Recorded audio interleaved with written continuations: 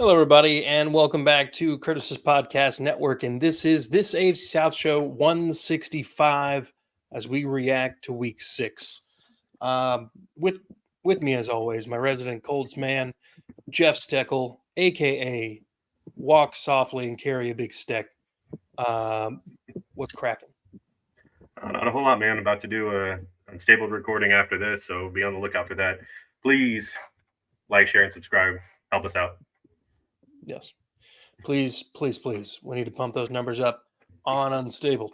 If you're a Texans fan, go ahead and head over to That Real Texas Team podcast. We are at 218 subscribers at the time of this recording. And I'd like to see that number keep jumping. Down here at the bottom, we got our main man, Austin, who's filled in a lot for us this year as the Titans man. You can catch him over on Titans Takeaways.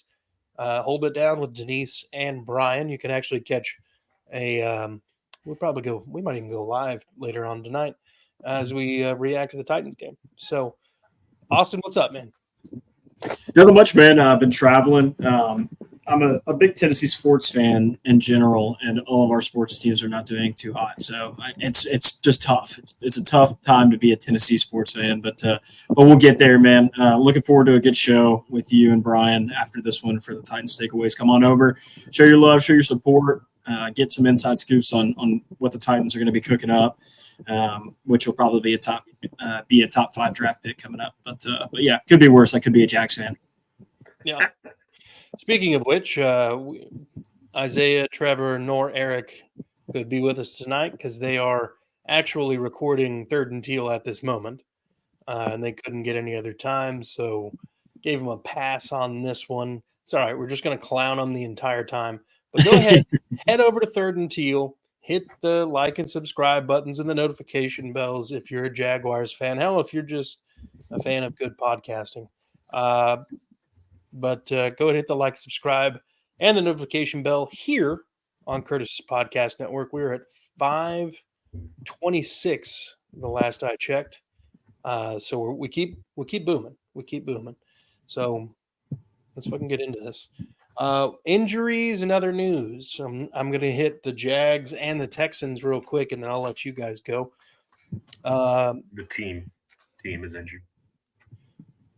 Laramie Tunsil got hurt. Did not return. Was some sort of knee and or ankle. Can't really find anything on it at the moment. Azeez Al-Shaair got hurt but came back. Still something to monitor throughout the week, though. Mario Edwards Jr. was suspended for 4 games for substance abuse. And then Danico Autry is making his was it 6? Yeah, 6-game suspension. He'll be making his return this week, coming off of an illegal substance suspension. So that brings us to the Jaguars, where Travis Etienne pulled his hammy. He's considered week to week. So that's something for Jags fans to monitor going forward. But Tank Bigsby's been holding it down pretty well, so maybe you're not going to miss it too often. Awful, I should say. And then there was a trade. Jacksonville traded Roy Robertson Harris to Seattle for a 6th rounder in 2026. That's all I've got. So anybody else can go. I'll jump in just because it's pretty quick on the Titans end. Tajay Spears is going to be week to week. He's also dealing with a hamstring injury. They say week to week. It'll probably be 2-3 weeks before we see him back out there. And Tony Pollard's doing a good enough job. There's no need to rush Tajay back into it. So we're dealing with that there. Another injury that I'm sad to report is a sideline worker got absolutely crushed by Will Levis at the game. Was carted off. Haven't heard any news on that one, but it seems to be a lower leg injury. We'll see if that sideline worker is able to report to practice and duties back again on Sunday. Other than that, pretty clean report. We're not losing too many guys to these season-ending injuries. Just some tweaks here and there. Jeff Simmons has been kind of dealing with some stuff. Jamal Adams has been out for a while. But, again, we plan to see all those guys as the season goes on. And at this point, rest your stars. We've got 1 win under our belt and not too many more coming. So, don't injure these guys any more than you have to. Just has now turned into depressed fans. Yeah, I mean, I'm super. Yeah, it's sad. It's just sad news. So obviously, I don't truly mean that, but it would be miserable if Jeff Simmons goes out there and like tears his ACL on a season that we win 2 games. That would just feel really, really bad. Yeah. Yeah. Jeffrey? There wasn't a whole lot of injuries in the game that I can remember. I know Ryan Kelly went out with a calf, didn't return. He's been pretty much on the injury report all season, but I'm okay. I mean, I hope he gets better. I hope it's not anything too serious. But his backup, Bortolini, rookie, 4th round pick, has filled in and done a great job. You know, he was out a couple of games, and he came into this one and filled in really well too. So I'm okay with who they have as their backup center. Michael Pittman, everyone was saying he was heading to the IR, and then he plays, and we'll talk about his performance in the game. But kind of a shock that he was out there. It was a wild story. They're saying Anthony Richardson is on track to come back this week. So, and DeForest Buckner is eligible to return from the injured reserve. If he will or not, I'm not sure, but he is eligible to do so. That's all I've got. Huh? All right. Well, then let's get into some of these games. And not only are we going to talk about the Jaguars game first, because it was the worst, they suck. but also because there's no one here to defend. So, with that being said, they're recording 3rd and Teal now, just having one big crying salty fest. Miss me with that bullshit about Trevor Lawrence, his receivers aren't catching. I'm like, man, that entire team is such a dumpster fire. I'm sorry, they just are. You can add me, I don't care. Come over to Unstable, talk some shit, I don't care. But my God, dude, you guys have one of the most expensive quarterbacks in the league, and 1-5. That I know it isn't all Trevor Lawrence, but damn, man, at least the Texans and Colts are on a rookie deal. Same thing with the Titans, and we're not fucking 1-5. Yeah. Well, Trevor Lawrence's deal doesn't kick in for a couple years. Isn't there like a no trade and a shitload of guaranteed money too? So it does, but it's rough. Yeah, fair.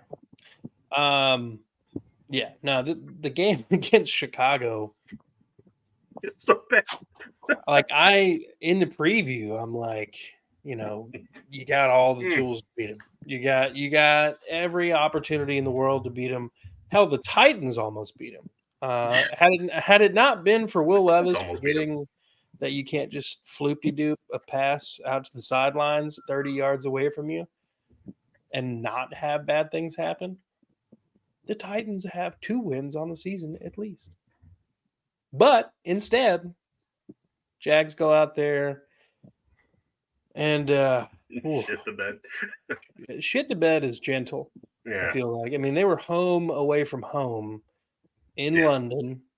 I mean, they stayed there because they have another game this week against the Patriots. Now, if this performance haunts them again next week and Drake May is able to lead the Patriots to beat the Jaguars, I think it's time to start selling some of the pieces a little bit and then trying to find something else that's more, I don't know, worth it. I watched this game and there wasn't a whole hell of a lot of pressure on Trevor Lawrence. There was very, very few sacks, and he's just missing the hell out of dudes, not seeing safeties. I mean, I'll give credit where credit's due for Trevor Lawrence. I mean, Christian Kirk got hit in the face with a football in the end zone. Brian Thomas had a ball hit him in the hands. Like, he's missing some throws, and his receivers also aren't catching worth a shit either. It's a mixed bag of crap. Yeah. But and I think what that is, sorry, go ahead, Curtis. All I was going to say is like the last couple of weeks have kind of flipped the narrative that, a lot of his struggles and the team's struggles were because the offensive line's not giving enough pass blocking time. That's not been the situation the last several weeks. Go ahead, Austin. just to play devil's advocate, I mean, we're kind of coming up. We're through the first kind of few games where you judge a team, right?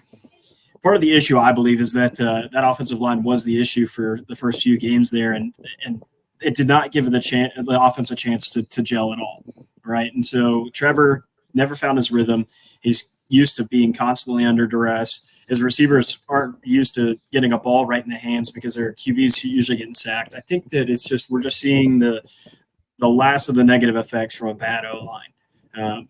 Because when you start a few games like that, it gets into your receivers and it gets into your QB's mental stamina there. And Trevor hikes the ball, and he's already expecting, just based off muscle memory, to be laid out.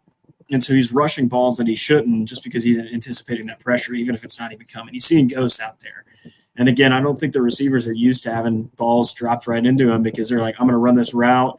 O-line's going to give up a sack, and I'm just going to have to run it right back. I think this is just kind of a negative side effect of poor offensive line play throughout the front end of the year. That's just my thoughts there. Yeah. Yeah, he's just longer hair David Carr at this point. Yeah. No, but realistically, I mean, Tank Bigsby's still doing good things. BTJ's got a lot of positive. Like, that dude's going to be a fucking dog. Mm-hmm. So, I mean, they have hope. What's up, Jeff? Well, you said Tank Bigsby's doing good things, and he did. And in this game, they had him carry 7 times. Like, it doesn't make any sense. I can understand after the game got a little bit out of control, but they were running everybody else but Tank Bigsby. It's not even at the beginning of the game. They never really gave him a chance. And then, like, just because Evan Ingram is back doesn't mean you only have to throw it to Evan Ingram. Like, I can't remember how many targets he had. He had 10 receptions.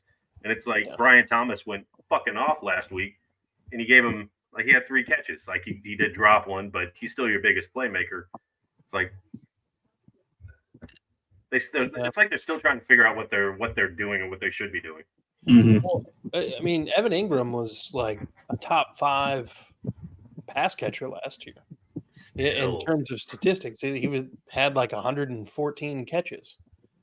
900, I think he was actually 4 yards shy of 1,000 in receiving yards.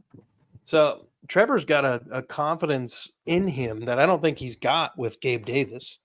Christian Kirk's early struggles kind of maybe shook his confidence with him, and then he's developing a rapport with BTJ. So, I think there's a lot of it has got to be play calling as well. I think the play calling has probably gotten a little bit better in the last couple weeks, playing to the offensive line's strengths, perhaps.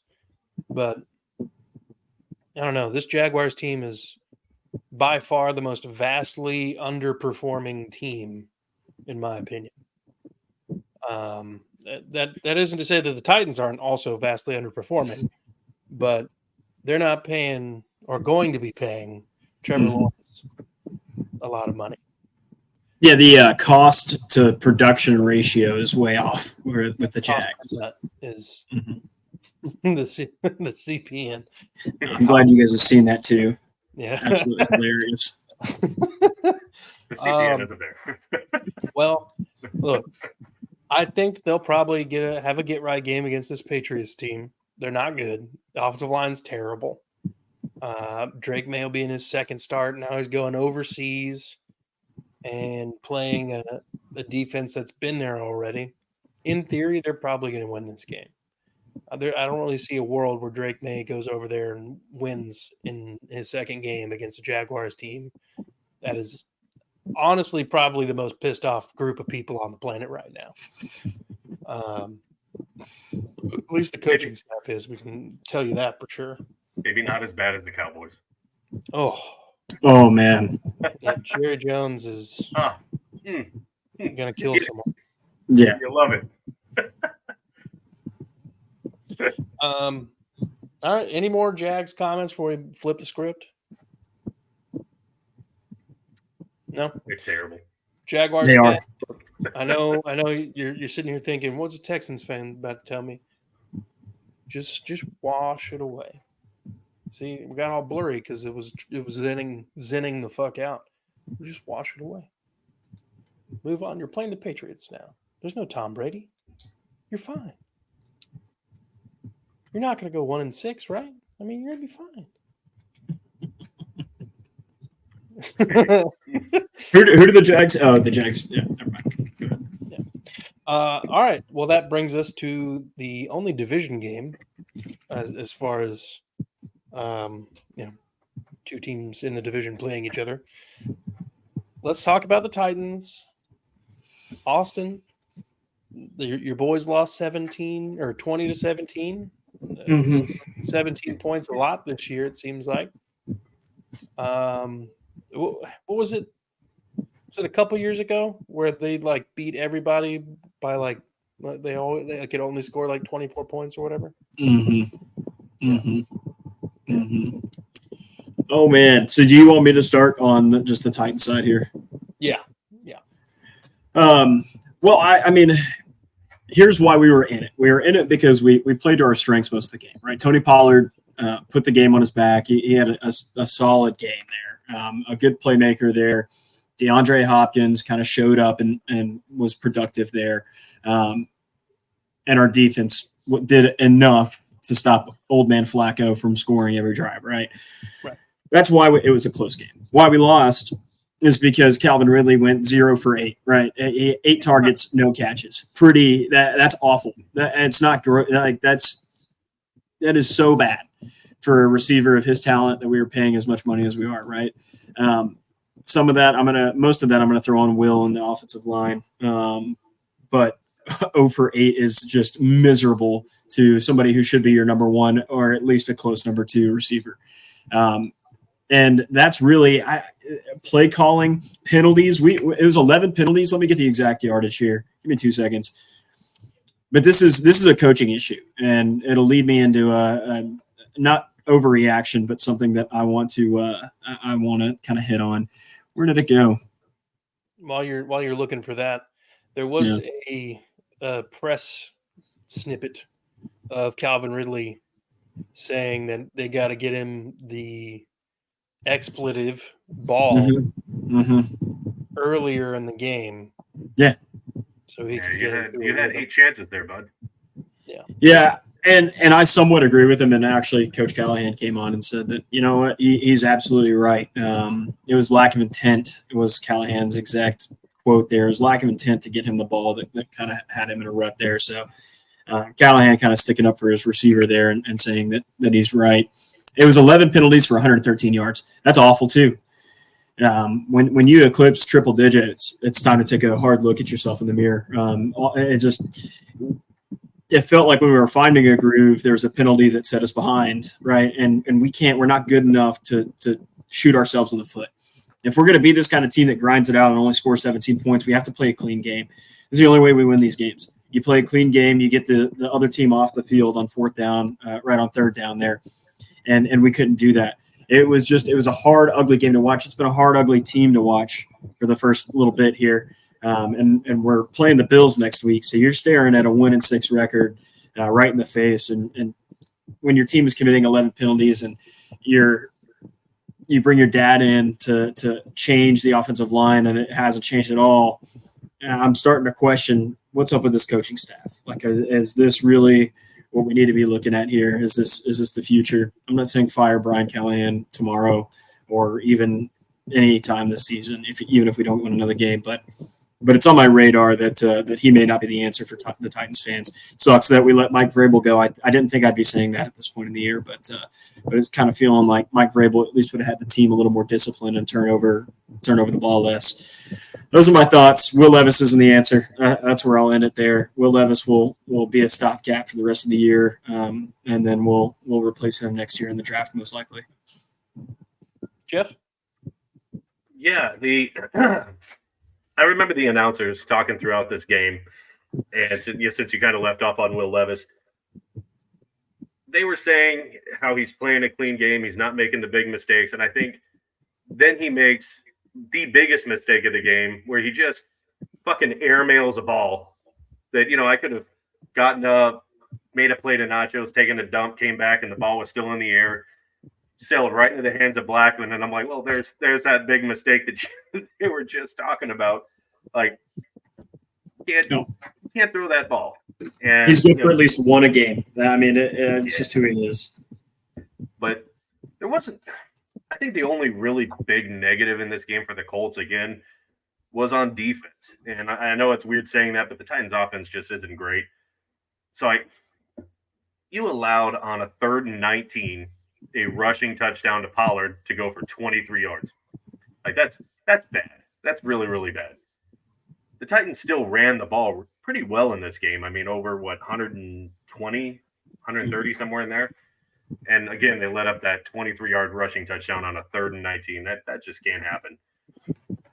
However, they didn't let Will Levis pass at all. Like the secondary actually was pretty good, considering. I mean, I really expected, honestly, Levis to go at least 250. I really did. But so I'm happy with how they did in this game. They had who did they bring up? I don't know if he's in the. They started there he goes. Samuel Womack. He actually had a really good game in coverage. I think he only let up a catch for 2 yards or something like that. So he had actually a really good game at corner. The thing I'm really disappointed about is the lack of. I think they had some pressures, but they never got home. They never got to Will Levis. They never pressured Trevor Lawrence in the game before, so that's really starting to concern me, especially since Kwity Paye was back. Latu hasn't.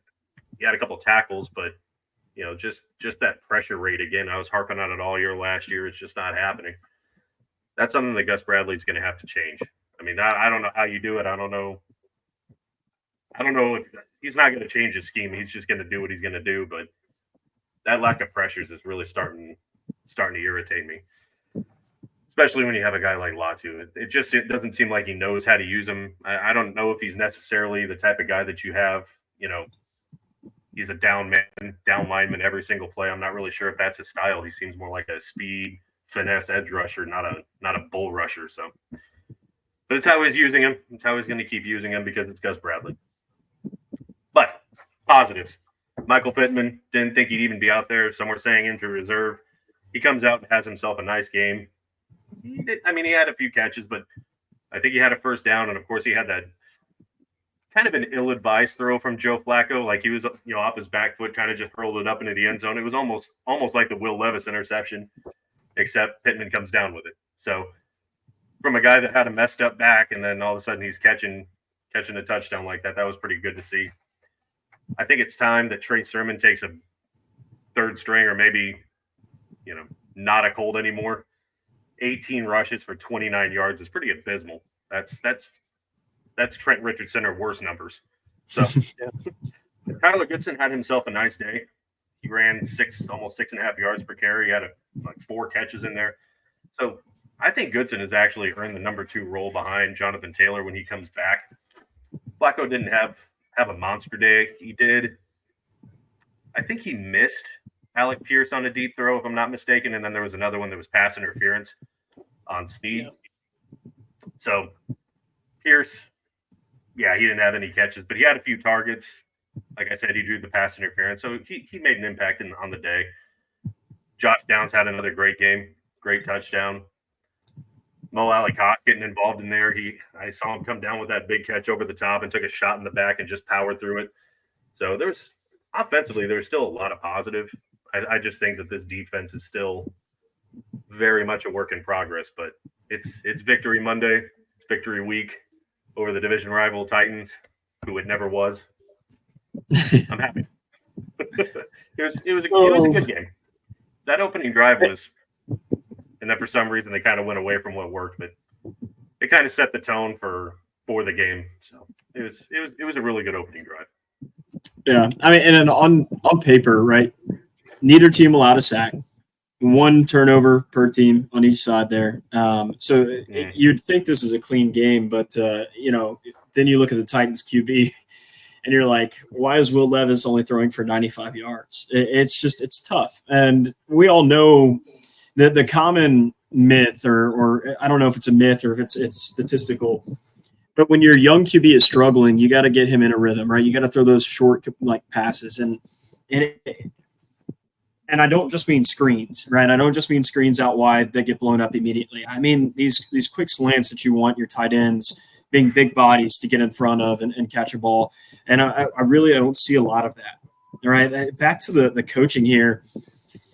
The play calling is uninspired. It does not play to Levis's strengths. It doesn't try to get Calvin involved. It doesn't try to get Will in a flow with some short passes. It's just really tough to watch. And I think part of that is credit to your secondary. They played a clean game.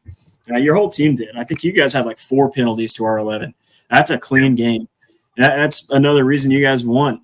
4 penalties for 5 penalties for 40 yards versus 11 for 113. That's going to win you a ball game right there. That's a great point. I mean, technically, that's almost a football field worth of extra yards you spotted us. I mean, if you take away the Colts 40, so that's a big deal, especially in a 3-point game. Yeah, and then Brian Callahan showed I said no balls. It was the most wuss call ever. 2 minutes left, and we punt it. And what was that call? Like, go for that first down. It just doesn't seem like our team has any fight or grit. It's really it's tough to watch, right?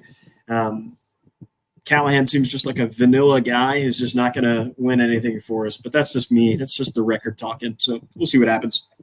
Like, I kind of wonder, like, he came from Cincinnati, and I wonder if this is just him being more conservative, because it's kind of the opposite of Shane Steichen. When he came in, he took over last year, and we were complaining that he was overly aggressive. Like, he wasn't ever taking the threes. He was going on 4th down. They weren't making it. So it's like, I wonder if he was overcompensating, and maybe Callahan is kind of doing the same thing the other way. I don't know, but there's just got to be a balance of, like you said, taking a chance and know when to fight and kind of take the 3 if you need to. Absolutely. He's a first-year coach, so he'll figure it out. Yeah. In defense of Callahan in that 4th down, the 2-minute area where he probably should have gone for it. It was like 4th and 7? 7. Yeah. Hard one to complete. We're on your own, like 25. Yeah. The offense hadn't been looking great. Obviously, Will Levis hadn't been looking great. Your defense, however, had been looking like the best part of the team all day. Mm-hmm. So, in a way, I feel like he trusted his defense to be able to stop them and make them punt and then flip the field a little bit. Maybe he loses, however much time. But, I mean, that's the only way I can see that. It's not nearly as cowardly as 2 years ago, week 1, Colts Texans. Game goes to overtime. There's like 40 seconds left, and Lovie Smith decides to punt it. It's just we'll take the time. Like midfield. Yeah. And Kaimi Fairbairn's got a leg on him, so it didn't make sense. So it could have been worse, is all I'm saying. I'm trying to think here. This Titans Colts game was very hotly contested. I honestly thought that the Titans, like, early on, I thought they were going to get it. I thought they were going to get it done. But then the run game outside of Tony Pollard, like, I knew Tony Pollard was going to have a day, but they needed Tony Pollard to have like 150 yards. Or maybe Pollard and a combination of Spears, but because that's how everybody's beating the Colts this year. You run for over 150 yards, take the clock out of the equation, and you just do your thing. And then Will Levis, I don't understand how you throw the ball as many times as he did and only have 95 yards. I mean, shit.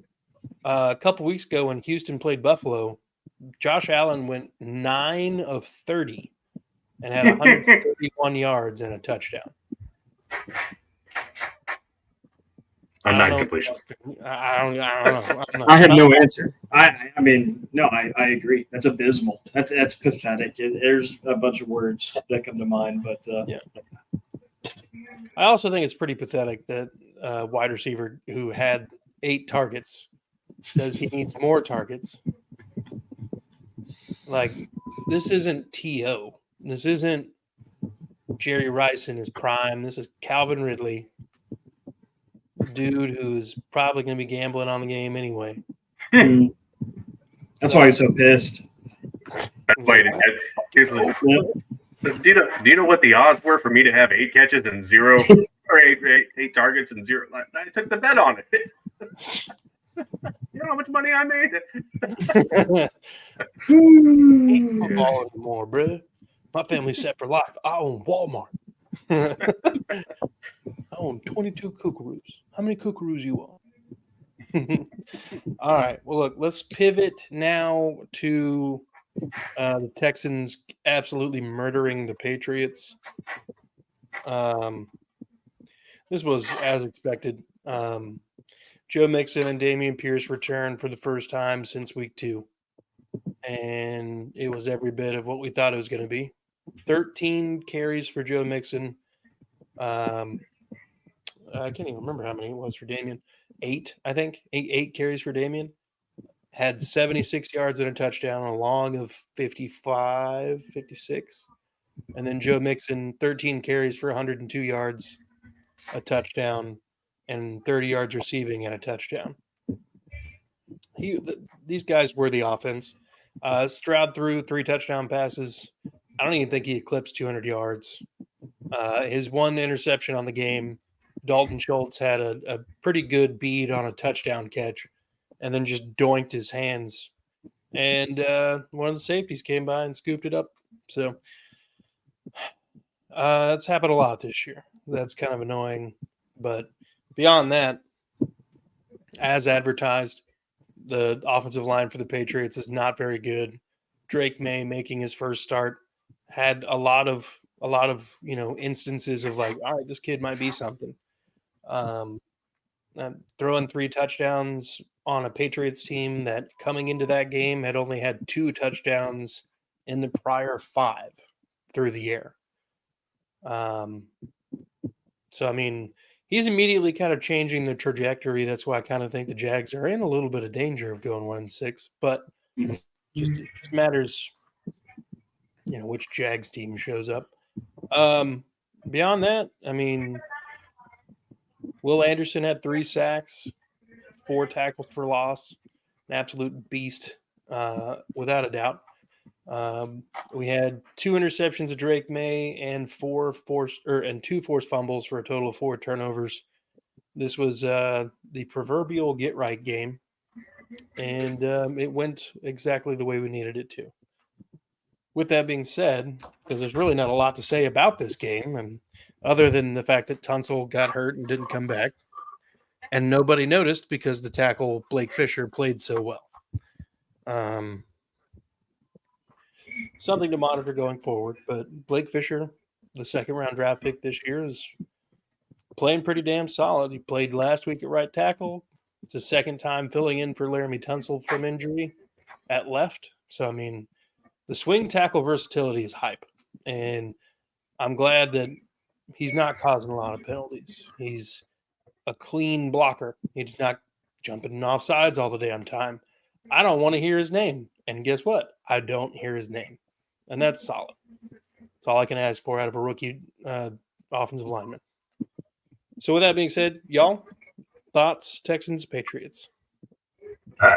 I really thought the Texans, I said it on this AFC South, like last week, or I guess not last week, but in the preview episode, it felt like a trap game, that they were walking into one, and they didn't. They scored almost twice as many points as the Patriots. It didn't seem like the first half they couldn't get anything going, and they got a touchdown somewhere in there, but it just seemed like Drake May couldn't get his feet under him, which is expected. I mean, it's his first start. But, without Ramondre Stevenson, they really didn't have a ground game to speak of.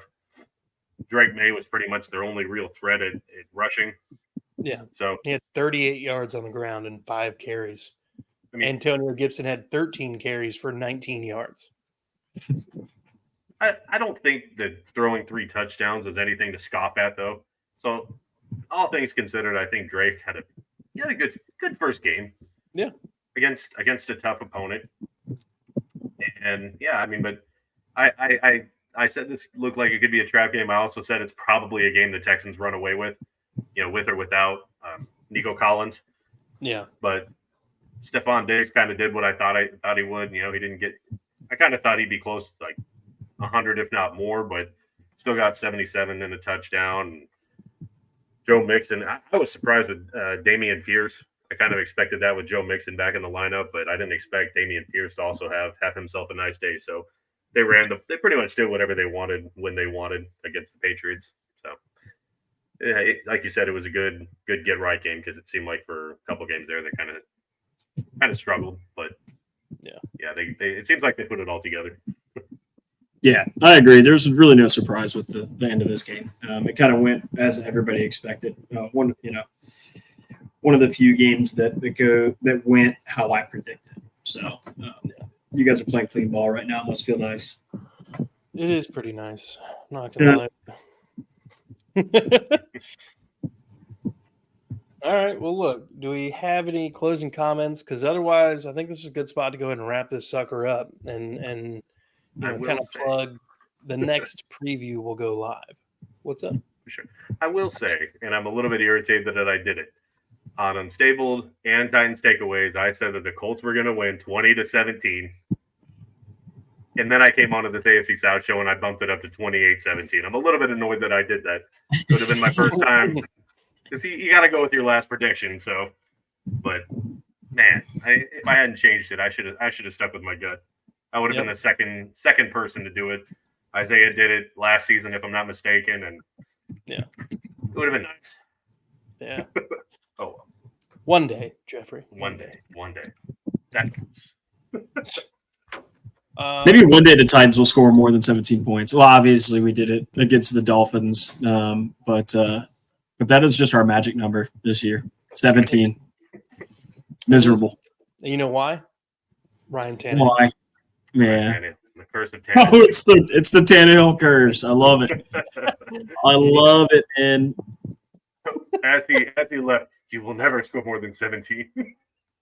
Yeah, a little preview to what the Titans have coming up. We got the Bills followed by the Lions for our next two games. Yeah, dude. Patriots come in, so maybe you can write a W next to that one. Chargers, Vikings, Texans, Commanders look like the real deal. It's just going to be a bad season, boys. But we're going to be here every week for it. And Skippy. Colts play Miami next. Jacksonville, New England. Houston travels to Green Bay. And then Tennessee at Buffalo. So, like I said, we'll be doing a live for this AFC South show. It's either going to be Wednesday night or Thursday night. We'll figure that out and make a post about it. But go ahead and hit the like, subscribe button, folks, so that you don't, and the notification bell, so you don't miss anything when we post new content. Go ahead and check out Titans Takeaways at Titans Takeaways 1. Like and subscribe, hit the notification bell. You can check out Austin, Denise, and Brian, and occasionally me. Check out Unstabled at Unstabled.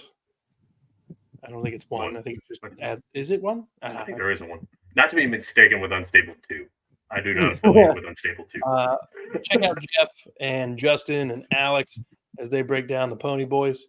And then you got Third and Teal at Third and Teal for Isaiah, Trevor, and Mr. Talk, a.k.a. Eric, a.k.a. Grown Up Franklin the Turtle. And then for the Glitter Kitties. Eric loves being called the Glitter Kitties. Just go in there and comment Glitter Kitties. You'll love it. They do love that a lot, actually. And then you've got that Real Texas Team podcast. It's where you can find me pretty frequently. And subscribe there. Trying to grow all the channels.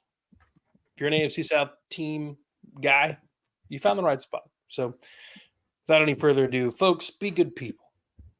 And go Texans. Go Colts. Go Titans. Tighten up. Tighten